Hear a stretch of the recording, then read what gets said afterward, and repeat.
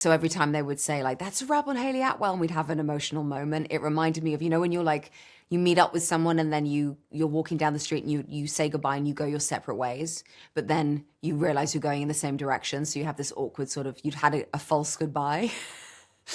That started to happen every time I wrapped on Mission, to the point where every time they say like, and that's a wrap, I'm like, I'll see you next week. Bye guys.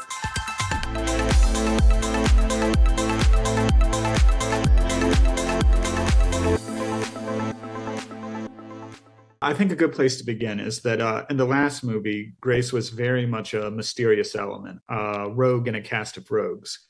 How would you describe the dynamic between her, Ethan, and the team when we catch up now? She was like a lone wolf in the last one and didn't trust anyone, and had obviously spent a life being quite independent and an agent of chaos. And by the end of that movie, she is very much realizing the importance of being part of a team.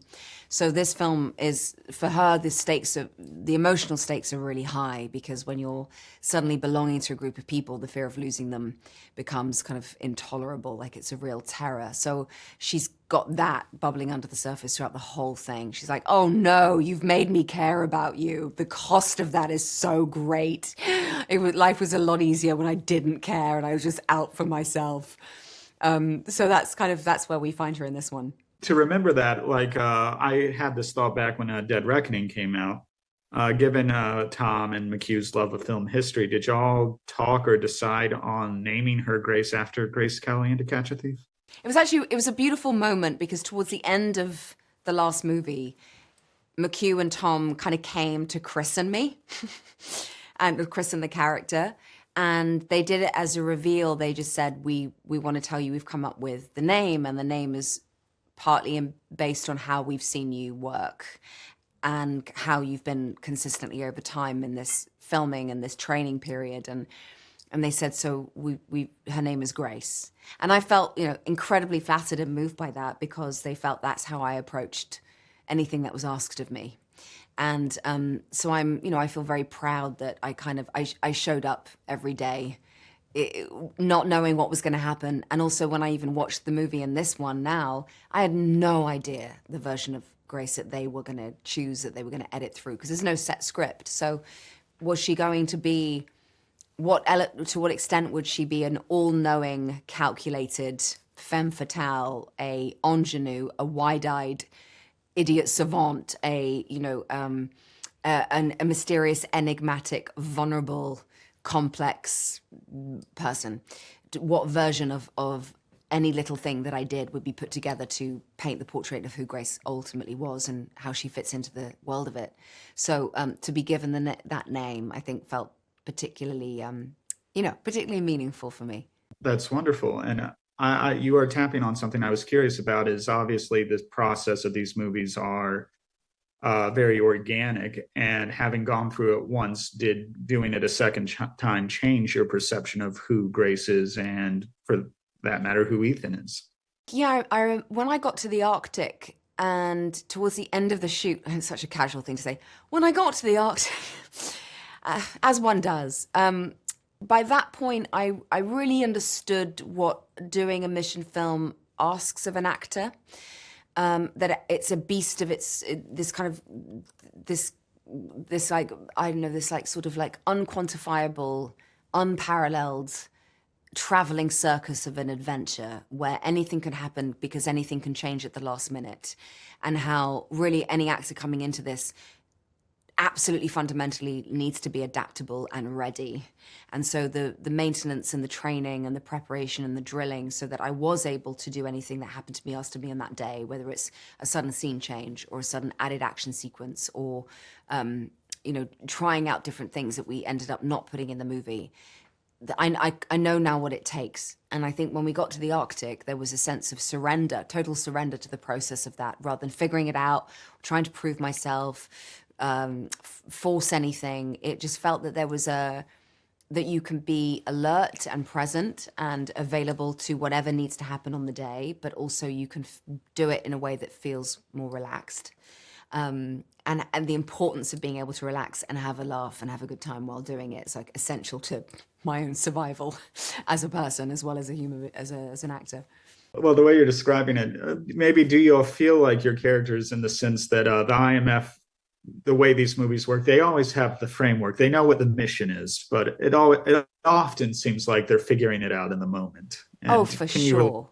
They're figuring it out as they go along and then they'll come back to it. Like I was rapped 14 times on this movie. So every time they would say like, that's a rap on Hayley Atwell and we'd have an emotional moment, it reminded me of, when you're like, you meet up with someone and then you're walking down the street and you say goodbye and you go your separate ways, but then you realize you're going in the same direction. So you have this awkward sort of, you'd had a false goodbye.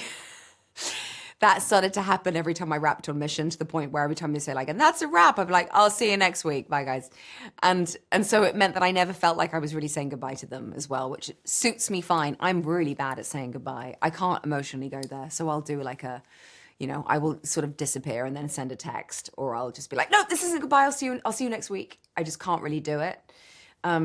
So I think like a movie of this kind of scale, there is this sort of sense that nothing is ever truly over until like they have to deliver the movie to the audiences. I was still filming.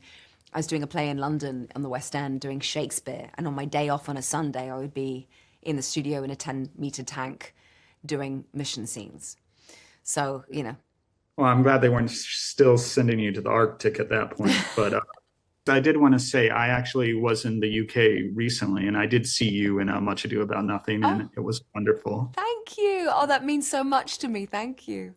A question that did occur to me when I knew we would speak is I'd be curious, as someone who is so familiar with the theater, who is there a Shakespeare character you would love to see Tom Cruise play? Oh, wow. I think he'd make a great Iago. I love Tom's the work that's like Magnolia. I thought he was extraordinary in. I would because he is such a beloved protagonist and hero and does it so brilliantly. But when I saw him in things like Collateral and Magnolia, I love it when he plays villains. And I think Iago, the great thing about Iago is it's never explained why he is who he is or why he does what he does. And it becomes a great sort of debate over sort of like what really drives Iago. There's an enigmatic villain in it that I think I'd love to see him play. I think he'd smash it. One other question I did want to bring up, speaking of Much Ado, I know Tom Hiddleston is going back to the MCU for some multiversal adventure or something after the play. And I was curious, if it worked out, would you be interested in carrying Captain Carter's shield again in one of these upcoming Avengers movies? I really would. I would love that, because I think that, there's so many things that she could do, and there's so much more I feel I can bring to a character because I've developed and time's gone on. Like what is so it's so great about having kind of time behind you and having had, I've had 20-year career so far, is the development of skill. And I think that there's so much more that Peggy can do, that she's very much an underserved character. And when she says like, I know my value, anyone else's opinion doesn't really matter, it's because she sort of has not given the platform that she knows she deserves, that she's capable of really, doing in the world. And so I just think there is so much more that she could do. And I think she speaks to a modern time. And so to be able to kind of take her to that next level as a Captain Carter would be phenomenal. I mean, especially with all my Mission Impossible training, I'm like, I am ready. Let's go.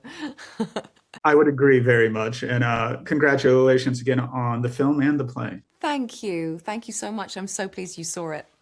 I need you to trust me. One last time.